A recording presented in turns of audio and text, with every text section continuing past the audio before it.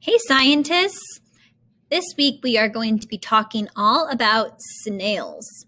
So we've been discovering a lot of different animals and a lot of different creatures in the past couple of weeks. We've talked about worms, we've talked about guppy fish and goldfish. And so this week we're going to be talking about snails. I bet you didn't know that there's actually two different kinds of snails.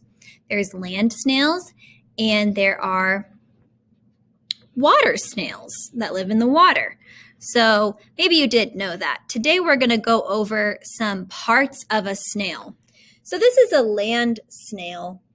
So we're going to look at some of the body parts. We're going to look at the body parts on the outer body parts of a snail and then the inner body parts of a snail. So if I move this and I slide it over, you're going to see that there are some labels here telling us about the snail. The snail has these large tentacles, small tentacles. Its mouth is right here.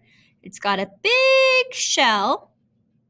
And then if we take this one away and we slide this one, it's got a respiratory pore for it to breathe, a shell, and then a shell apex. And then this big long thing is its foot, how it moves about. Then we have the inside parts of a land snail.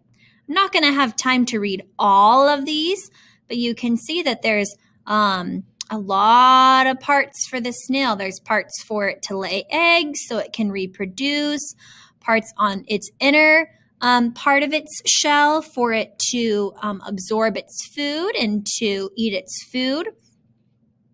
It has eyes and its tentacles. You can see right here. That's kind of fun. So a simpler version of that is just a few labels of a snail right here. The eyes, the head, shell, tail, and muscular foot. That's how it moves. It's big muscle that helps it move. Helps it move. So it says this snail is eating. And you can see the mouth of the snail as well. Inside the mouth, the snail has a jaw and a tongue. The tongue is covered by thousands of tiny sharp teeth called the radula. The snail eats by pressing and filing the radula against a leaf or another type of vegetation it wants to eat. So it presses that, its mouth right here, this body part, right above whatever it wants to eat. And that's how it scraps away small, tiny pieces of plant matter that it wants to eat. And tomorrow we're going to talk about what the snail eats. What land snails and then what water snails eat. Today, I want you to write down some observations that you have observed or you've learned about snails inside your science journal. I'm also going to include one more video of just showing you how a snail moves.